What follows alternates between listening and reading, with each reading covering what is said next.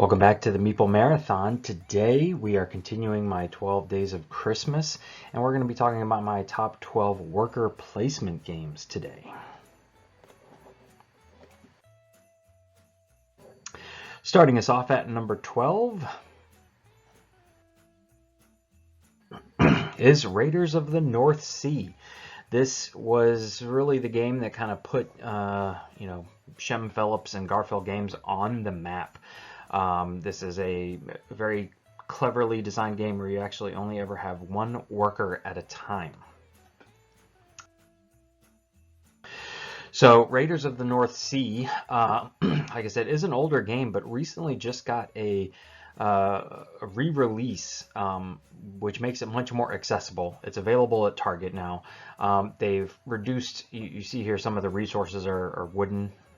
They basically changed those out and made them just cardboard tokens, which reduces the production cost and makes the game cheaper. So this game is kind of getting a revitalization right now. But essentially what you're going to do is on your turn, you're going to take the one lone worker that you have, and you're going to either send it into town to take an action, which will gain you resources, things like that, or new crew that you can see here. Those are the cards. Or you're going to send your crew or send your worker out to lead a raiding party up to the upper portions of the map, where you're going to raid a town or an outpost or a monastery, something like that. The higher up the board you go, the more resources it's going to cost to go there.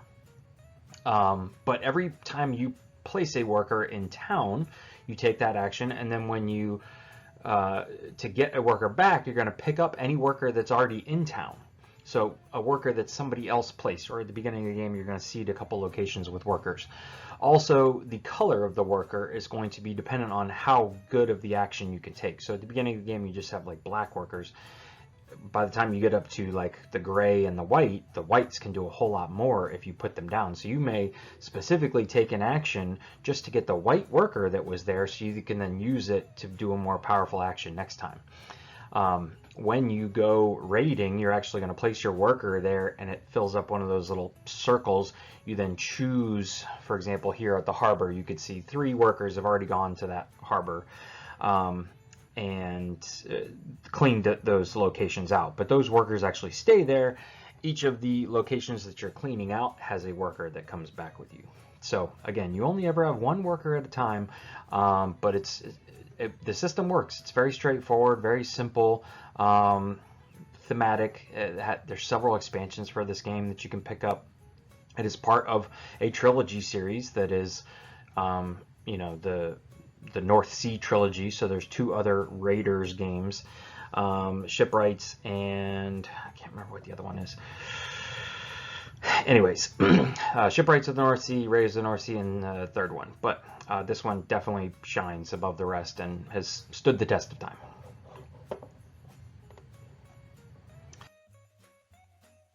Coming in at number 11, another game by Shem Phillips and Garfield Games. This is Architects of the West Kingdom. So this is the first game in their West Kingdom trilogy. So this one is considered a worker placement game. I like to refer to it as a worker investment game, because what you're actually going to do, a lot of worker placement games where you send a worker usually blocks off that location for somebody else to use.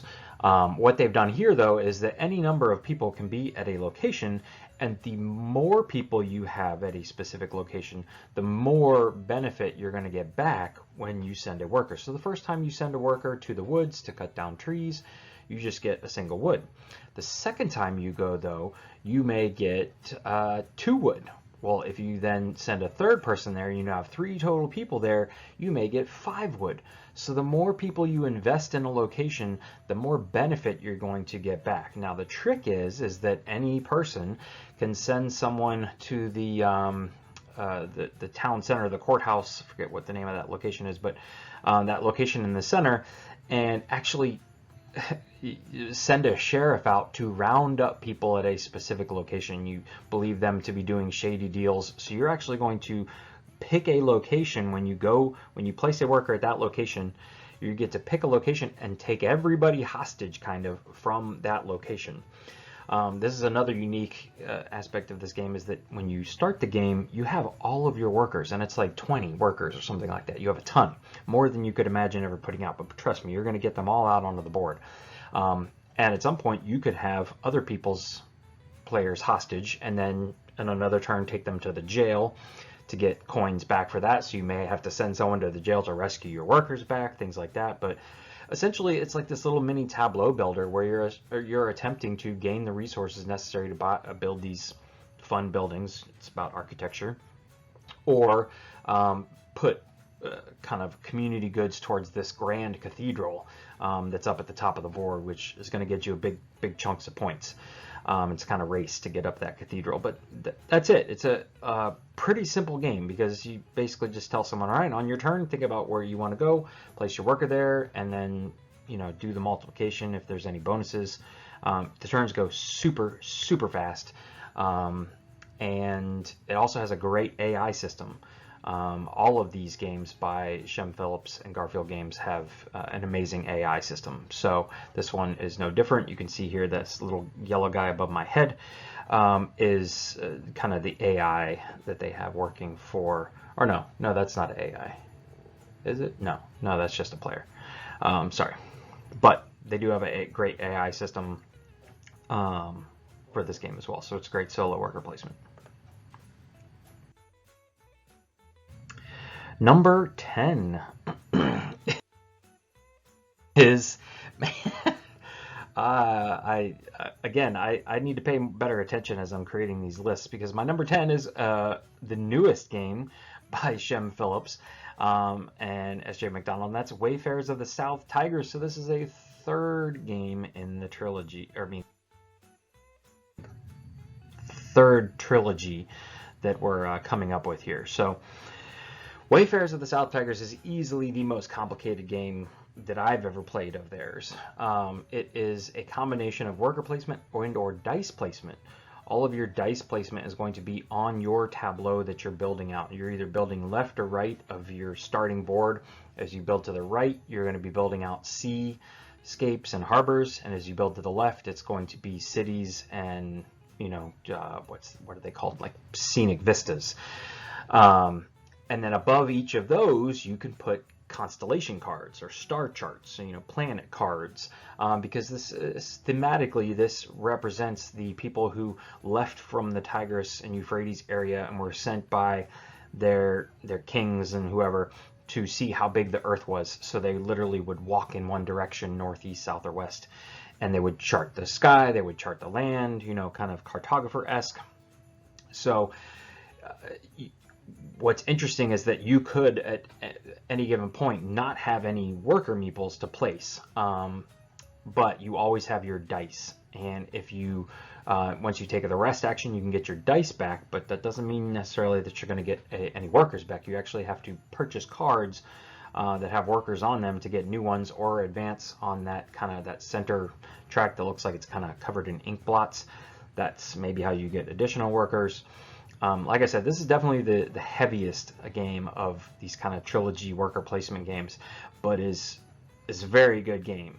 If you're looking for something on the heavier side, this one is just now hitting retail, so keep an eye out for it. Highly recommend it. Number 9 is After the Empire. This is one that came out a couple years ago, but just recently they did a second Kickstarter where they came out with a big kind of storage box, a storage solution for the game, but also included in that was an add-on solo mode. So this solo mode really took me by surprise. This is one of my big surprises of 2022. How much I enjoyed playing this game against the solo mode. The solo mode really just kind of goes out there and blocks spots, but there is a little bit of some calculating as to whether they take damage during the tower defense phase.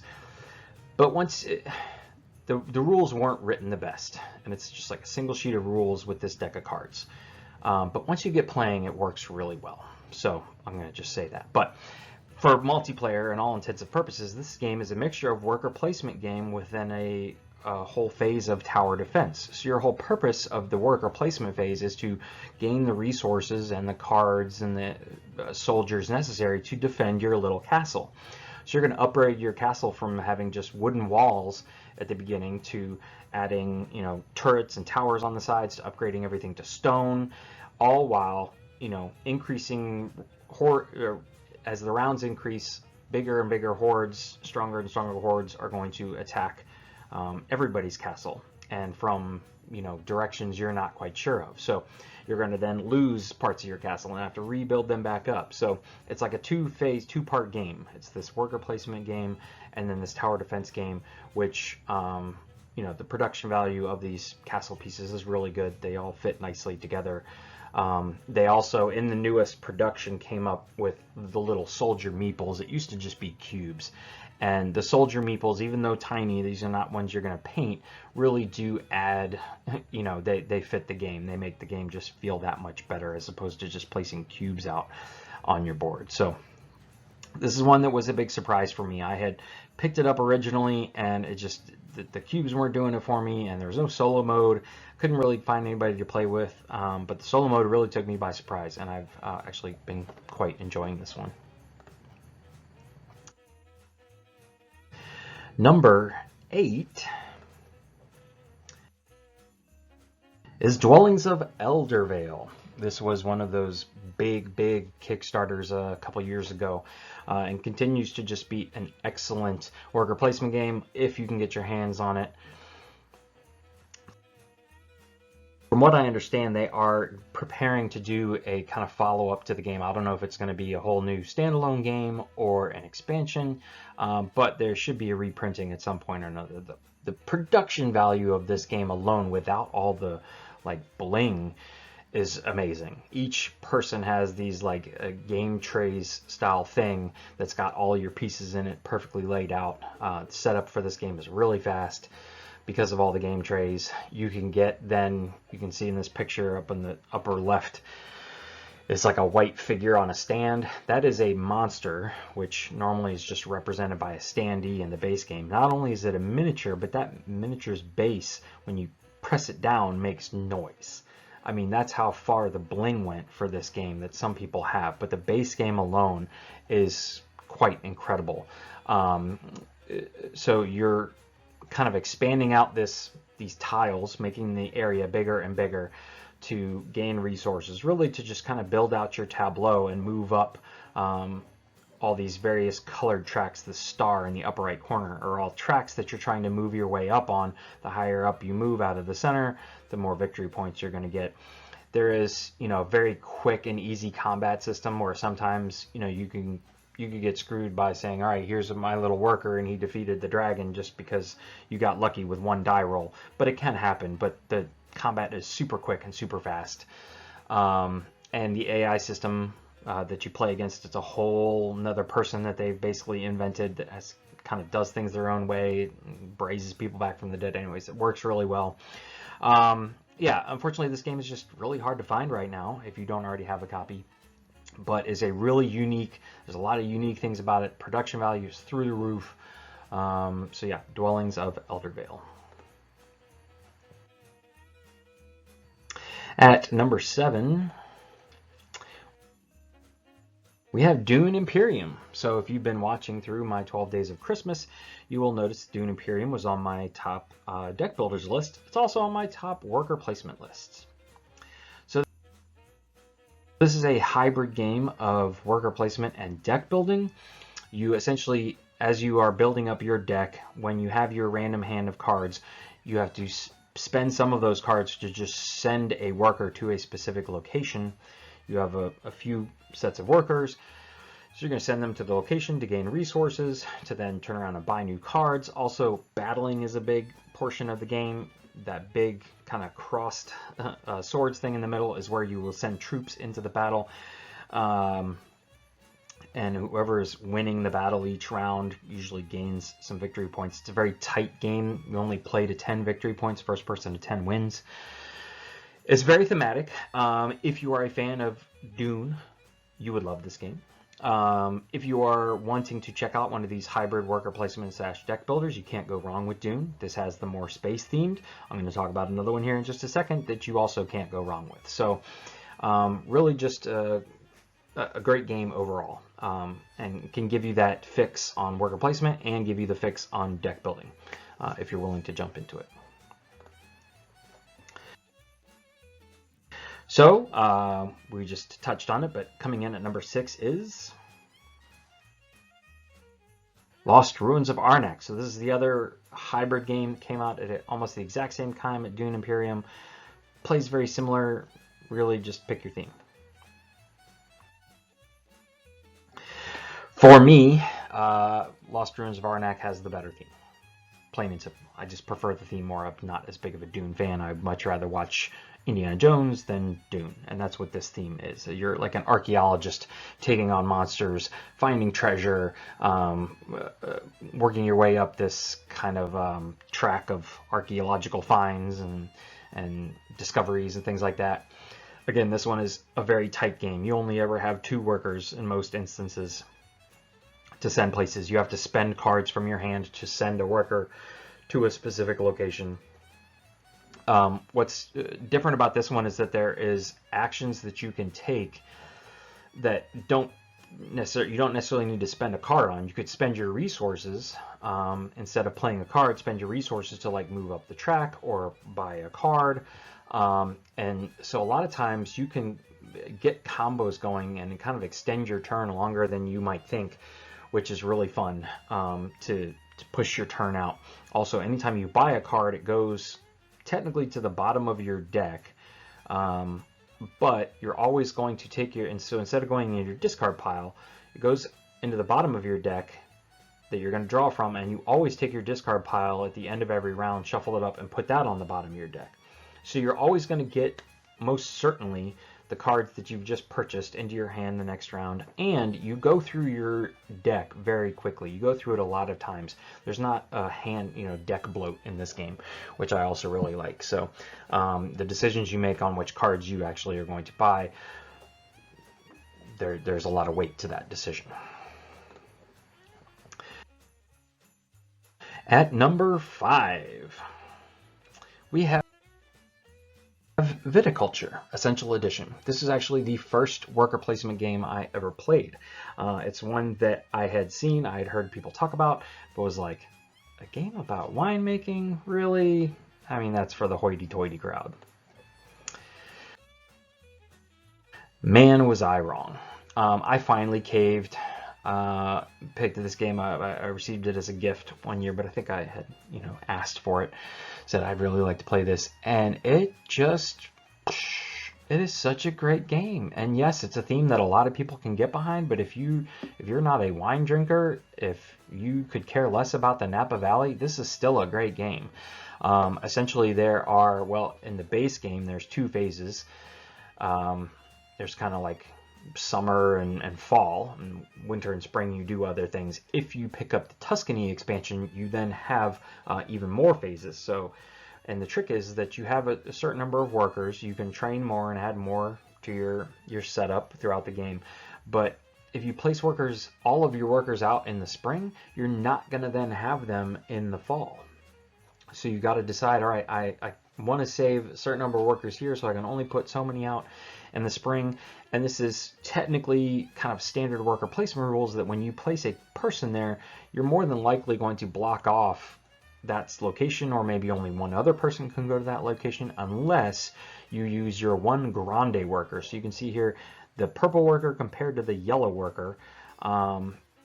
The yellow worker, or vice versa in the background, the yellow worker is much taller, much bigger. It's very obvious. That is your grande worker. Your grande worker can go anywhere anyone else is. It doesn't matter if the space is already blocked off. So you're like holding on to your grande worker to play it for that pivotal moment. So even if you're blocked off, you can still take that action.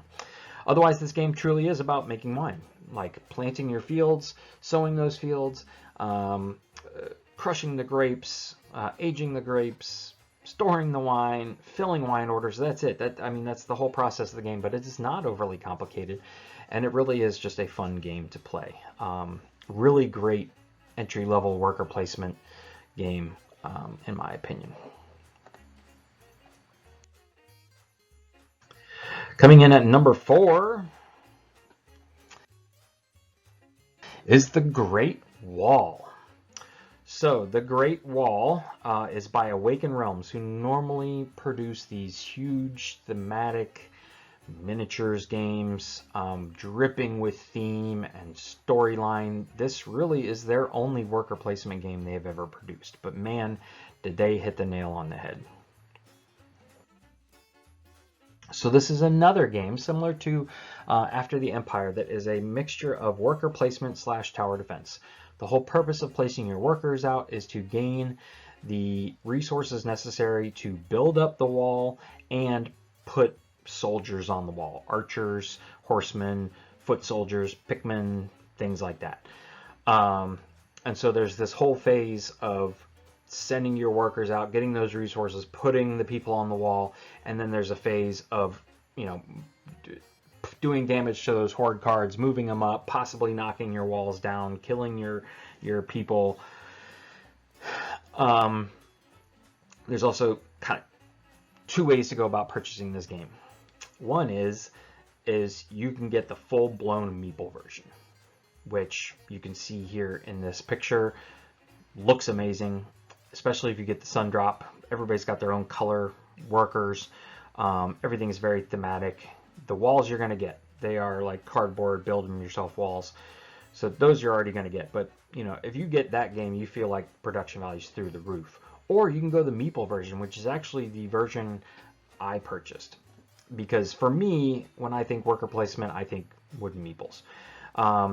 Would I have been excited to get the miniatures version? Yes, I think it looks great. I think it looks amazing. But for the greatly reduced cost of getting the Meeple version, I think it is a great way to add accessibility to the game, and the Meeples version works perfectly fine. The gameplay is exactly the same. It's just bling, fancy over function, really, at the end of the day. And you can even get stickers to put on the Meeples if you don't want them to just be plain wood. Anyways, this game was very surprising. It is very deep. It's a pretty heavy game. Takes some time to play through, so consider that. But I was just kind of blown away by how good this game was, coming from a company that has never done a worker placement game, a Euro game like this, and has only ever done big, heavy, thematic games. This is a good one. At number 3, we have Anachrony. So Anachrony, a lot of people consider to be like one of the heaviest worker placement games out there, and they may be right. The rules are pretty thick, but it is a very satisfying worker placement game. So you have your workers that have various specialties, and so some workers can only go certain places, or certain workers can't go to places. Certain workers get bonuses if they go to places. You're going to be gaining workers throughout the game. You also have these exosuits, which in the base game is just going to be like a little cardboard token you place your worker on. But think of this as like a post-apocalyptic world in which, the world is already falling apart, but due to time travel, you know that a meteor is going to strike the Earth and completely do it in say, X number of years. So you know the end is coming. You are preparing yourself to essentially escape the planet, is the theme of the game. So there are certain actions where you're going out, and a lot of the actions at the beginning of the game, you're going out onto the surface, essentially. So you have to take an exosuit. Well, that means you have to power up an exosuit at the beginning of the round.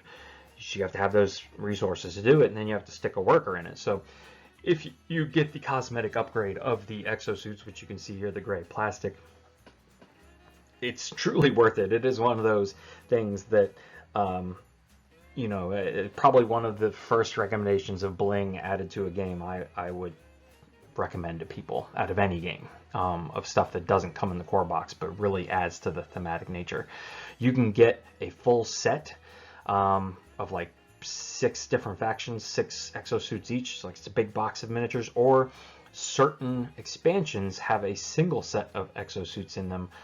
So Fractures in Time has a single set of miniatures in it, and the Essentials expansion or something like that has a single set in it as well.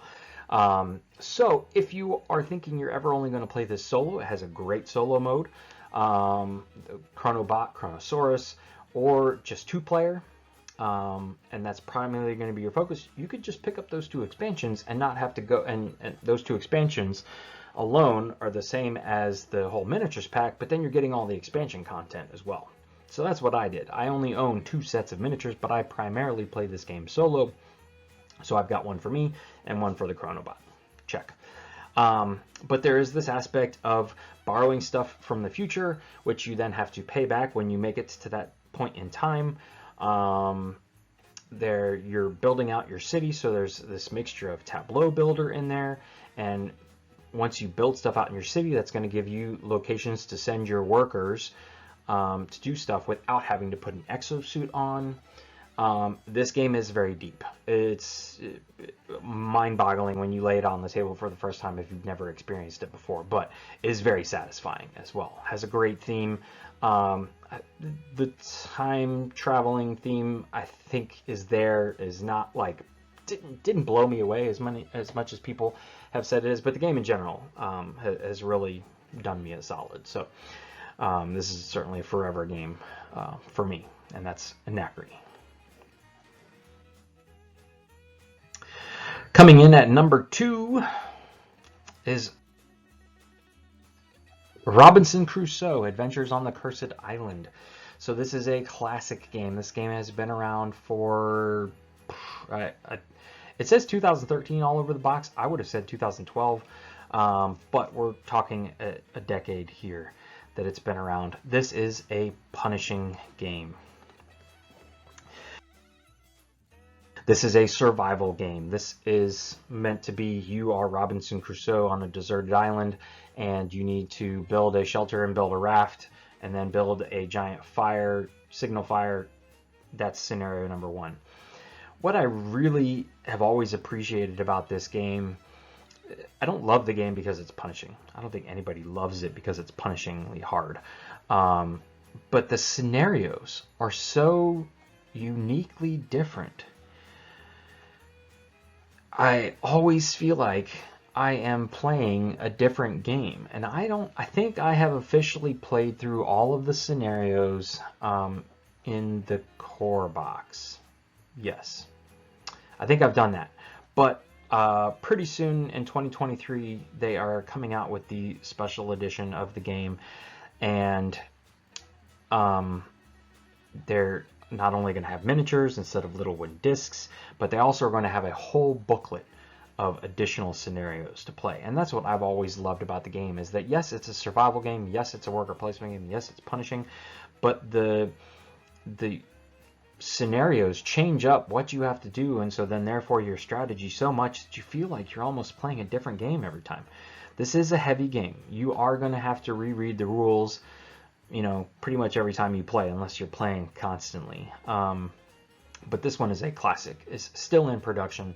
You can easily pick this one up on any given day at your friendly local game store or Amazon, certainly. I don't think I've ever seen it at Target, but you know, the special edition is coming out soon, so if you want the blinged out version, I'm sure that will be available. The miniatures actually for that one are being done by Awaken Realms, same people who did the Great Wall, and we're dripping with themes, so you know the miniature quality is going to be there. And I'm super excited for this one, because this one is just really, there's something about this game that even though it is punishingly hard, you just keep coming back to it. And so, yeah.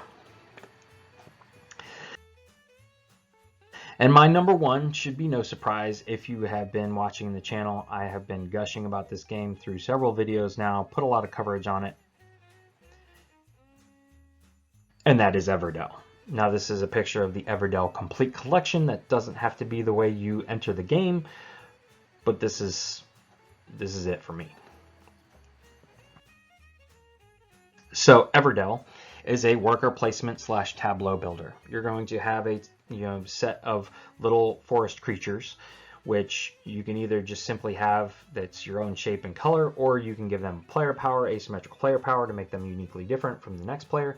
But you're going to send them out into the forest locations to gain resources, and then you're going to use those resources to build cards, either bring critters into your city or build structures into your city. And then those structures can bring critters into your city for free. And then a lot of those critters and constructions are going to give you bonuses either during a production phase, or give you bonuses every time you do X thing, or give you a one-time bonus. I mean, you start the game with just 2 workers, a handful of 5 cards, and really not much else. And by the end of the game, you're like comboing things here and there. You're firing off. You've got 15 cards in your city. You're trying to figure out how to get more. The game is just amazing. The artwork is amazing. The expansion content, each one of them adds something so uniquely different to the game. But the production value of this game is freaking amazing. And the collector's edition with the resource vessels just adds to that, just dripping with theme. The 3D tree in the background, the meeples with all the stickers on them. There is a solo AI in the base game called Rugwort the Rat, who's very easy to run and play against, and I have spent many a gameplay sessions going up against him. But then they just came out with a new AI called Nightweave, which is much more involved. Feels like you're playing against an actual person. Has various modules you can add, can be played against with all the expansion content. I mean, I just cannot say enough amazing things about Everdell. I have just been being sucked back into that giant box so many times. I put it away, and then a week goes by, and I'm thinking, ooh, I really want to get that box back out. I haven't even played through, since the new box came in, there's several expansions I haven't even gotten to yet, because I've just been playing against Nightweave and her various modules in the base game. I mean, but so you can go out, you can get just the base game for a pretty reasonable price, and then add the expansions on as you'd like. The base game and the expansions all come in collector's editions, which is going to give you a little bit more content, or you could just go full on and go for the collector's edition. I guarantee you will not regret it. The collector's edition stores everything perfectly. Has all these, game trays like things where everything has a place, keeps everything safe. It's easy to pull stuff out. I have a lot of coverage of this game on my channel, so you can check it out there. Just can't say enough great things about this one. Again, this is a mixture of a tableau builder. You're building out your city of critters and constructions, but to do so, you're placing your critters out as workers to gain those resources. Squishy fruit. That's all I should have to say. All right. That is going to do it for my list of top 12 worker placements as of 2022. Again, if you are enjoying these lists, please consider giving them a thumbs up, and subscribe to the channel, because this was number 1, 2, 3, 4. So I've got 8 more coming your way the rest of this Christmas season. Once again, thanks for watching, and have a great day.